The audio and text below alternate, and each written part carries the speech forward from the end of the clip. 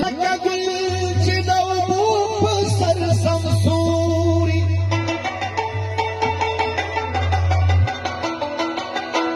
خوشبوی مې د خپل کام را باندې لاګي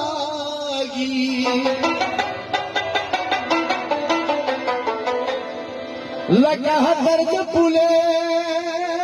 چې په چاوري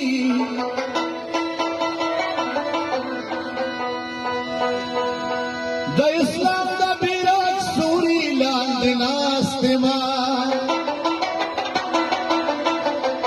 لکه خاص په جنت کې د چاکوري د فقیر ملک جان دغه امر بخبسته